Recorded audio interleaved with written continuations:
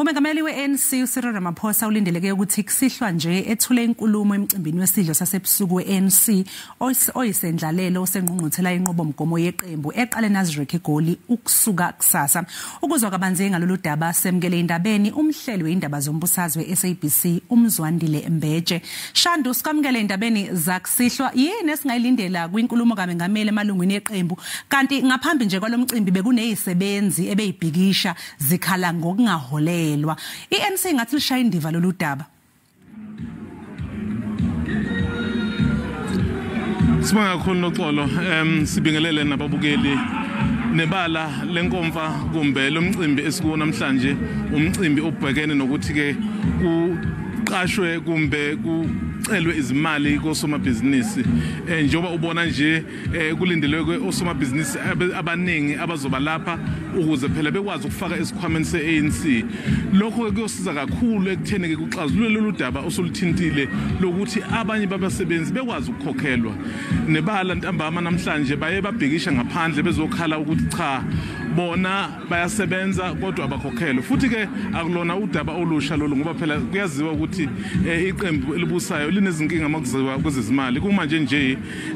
ngisho nebhilidi labo iluthule house la bahlala khona kunovalo lokuthi ke labo ababakweledayo ababakweleda 100 million bengavele nje beqoke ukuthi ke bazolidla. Ingakho kubaleka kakhulu ukuthi umongameli mayekhuluma nosomabhizinisi la namhlanje ebacele ukuthi ke bexazulule lenkinga yezimali mhlambe nje mangabe ngakhela isithombe abalaleli abantu mhlambe ngoba amatafula lawo wabona emva kwami noxolo athengiwe lamatafula uyabona nje mangaqhela itafula la kuzohlala khona umongameli kunabantu abayisithupha khona umuntu ozohlala khona kumele ekhokhe u200,000 kuthi uzohlala eduze ka deputy president isekela yena ekhokhe 165,000 kuthi ke mhlawumbe uzohlala eduze kuka ngongqongqoshe kumbe eduze ka treasurer kube o95,000 leyo ke ibizwa ukuthi iGoli. Kusho ukuthini ke lokho na kusho ukuthi ke bazama ngayo yonke indlela yokuthi ke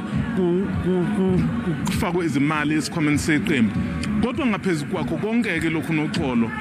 lenkomfa izoba inkomfa yenqubomgomo kwaziswe phela ukuthi sesifikile isikhathi lapho ubuholi beANC obusha ngoDisemba ke kuzofanele ukuthi ke bukhethwe.